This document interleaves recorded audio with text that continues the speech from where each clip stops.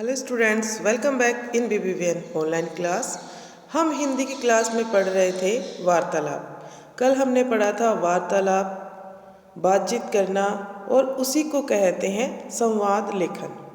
Okay, हम इसको संवाद लेखन भी कह सकते हैं, वार्तालाप भी कह सकते हैं, बातचीत करना भी कह सकते हैं। देखिए, संवाद लेखन क्या होता है? दो लोगों की परस्पर बातचीत को ही कहते हैं संवाद। क्या कहते हैं? संवाद। दो लोगों के मध्य जो भी बातचीत होती है उसे संवाद कहते हैं, चाहे वो बच्चों के मध्य हो, चाहे दो बड़े लोगों के मध्य बातचीत हो। ओके, यहाँ पे देखिए, बच्चों के मध्य और बड़े लोगों के मध्य, दोनों के मध्य बातचीत हो रही है। बातचीत करते समय हमें अलग अलग संवाद में अलग अलग भाषा का प्रयोग करना होता है।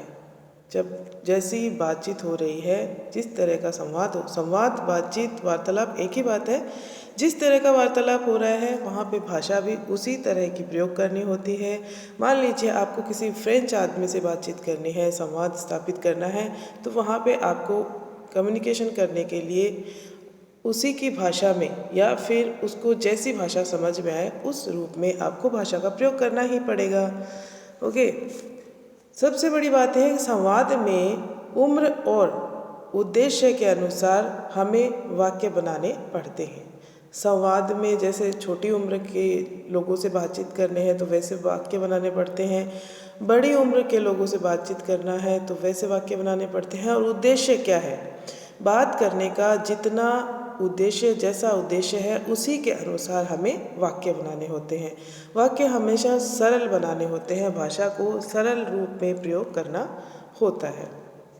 यहाँ पे दो बच्चों के मध्य बात हो रही है, एक है रेखा और एक है सुनीता। सुनीता रेखा से पूछ रही है, हेलो रेखा, तुम आज स्कूल आओगी? तो सुनीता कह रही है कि नहीं, आज मैं नहीं आ पाऊँगी स्कूल। तो सुनीता रेखा बोल रही है, क्यों नहीं आओगी? इस तरह से इनकी बातचीत बढ़ती जाती है।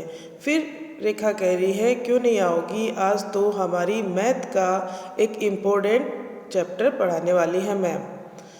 तो फिर सुनीता कह रही है, अच्छा फिर मैं स्कूल आ जाऊंगी। देखिए, इस तरह के बिल्कुल ही सरल वाक्य इन्होंने बनाए हैं, क्योंकि बच्चों के मध्य बातचीत हो रही है, वाक्य उसी के अनुसार बनेंगे। भाषा का रूप हमेशा सरल होना चाहिए। हम चाहे किसी से भी बात करें, भाषा ऐसी ही होनी चाहिए कि सामने वाले के समझ में आ जाए।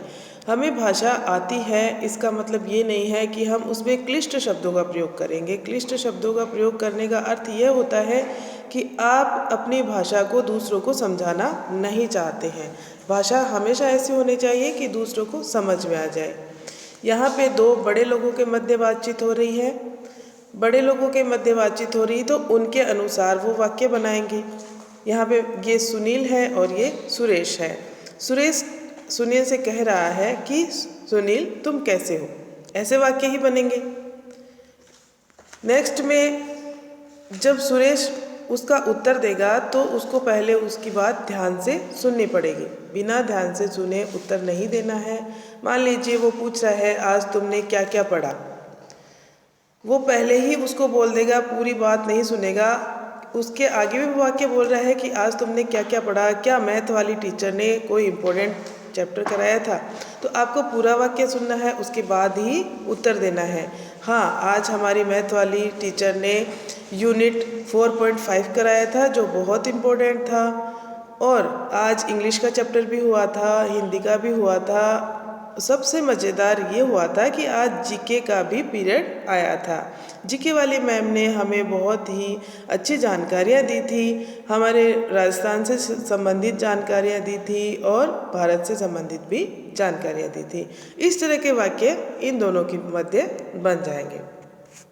ओके स्टूडेंट्स, तो आपको आगे संवाद स्थापित करना है, डॉक्टर और मरीज के मध्य संवाद स्थापित करना है। तो नॉर्मल सी बात है, अगर कोई भी मरीज़ डॉक्टर के पास जाता है तो वो सबसे पहले डॉक्टर उससे पूछता है, हाँ जी बताइए क्या तकलीफ़ है आपको। तो वो कहेगा, डॉक्टर साहब मेरे 3 दिन हो गए पेट में भयंकर दर्द हो रहा है।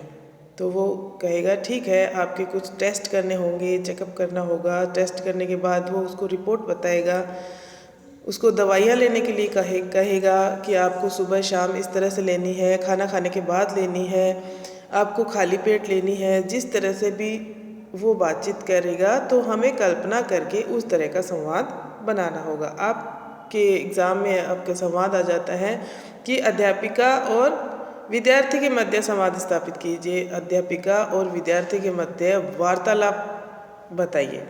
तो आपको 8 से 10 पॉइंट लिखने हैं। तो अध्यापिका आपसे किस तरह की बातचीत करती है कक्षा में, वही बातचीत आपको लिखनी है।